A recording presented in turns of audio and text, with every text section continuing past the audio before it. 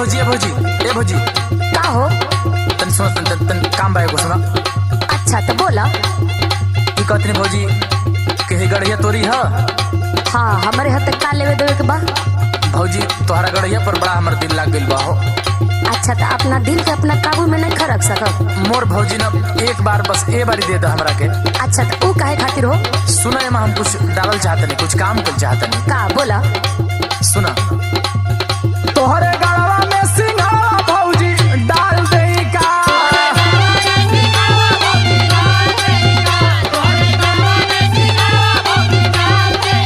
आ सुना बोला।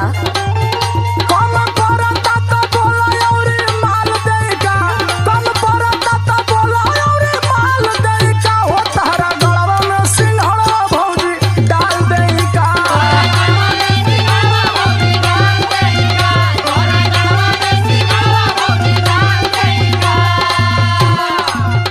ए बबुआ बोल भौजी।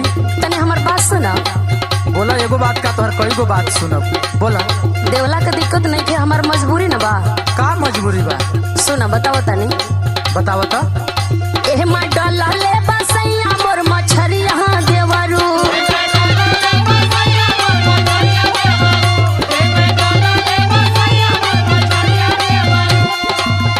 पैसे देही तोहे बड़ुएला चरिया देवरू, पैसे देही तोहे बड़ुएला चरिया देवरू। ए मा डाला ले बसैया मोर मछरिया देवरू।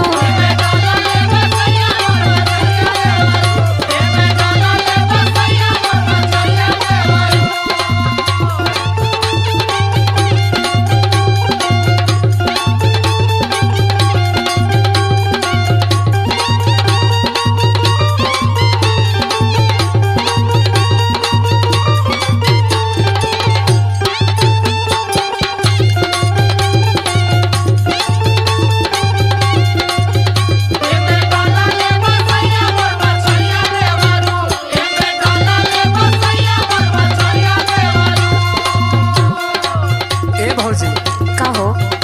ये तोहरा गड़ही पर जाना तारू काहे हम मोबाइल बनी। काहे बतावा? देखो बड़ा हमके नीक लागत है गड़ही। ये देखो हाईवे में तो तमाम गड़ही खनाइल बा, कोनो 40 फीट खनाइल बा, कोनो 50 फीट खनाइल बा। हाँ लेकिन ये गड़ही का इतना नक्शा निशानी बा अच्छा कि बड़ा हमर दिल लागल बा। सुनो हम बताओ तनी। बोला। बड़ी नीक लागत हवे एकर गहरैया।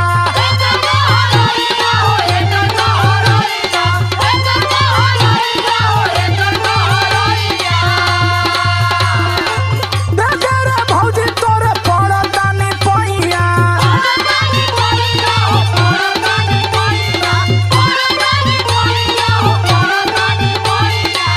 सुना तारू भौजी एकदम न सुनत नहीं। बोला। बड़ी निक लागत हवे एकर गहरैया। देखे रे भौजी तोरे पड़तानी पैया। और सुना तारू हाँ बोला।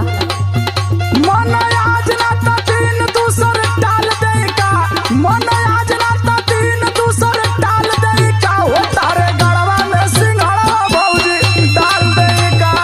कौनो फायदा न होई।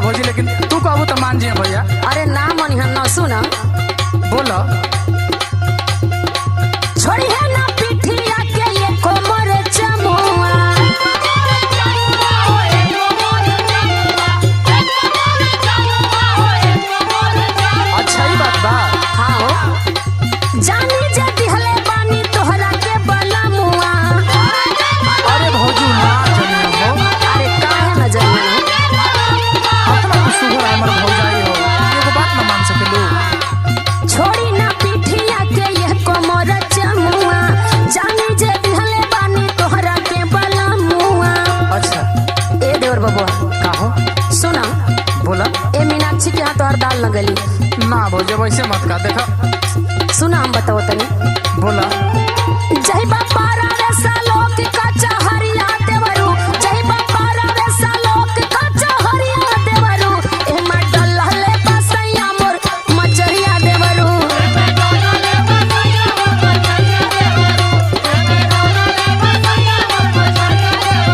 तोहरे गड़वा में सिंघाड़ा भौजी डाल देई का। एमा डलले बाटे सैया मोर मचरिया देवरू, तोहरे गड़वा में सिंघाड़ा भौजी डाल देई का। एमा डलले बसैया मोर मचरिया देवरू। तो खाली ये साल का तो बात बा, ओकरे बाद अगली साल जीवन मन करते ओने में डाल दी हो कह दी हो।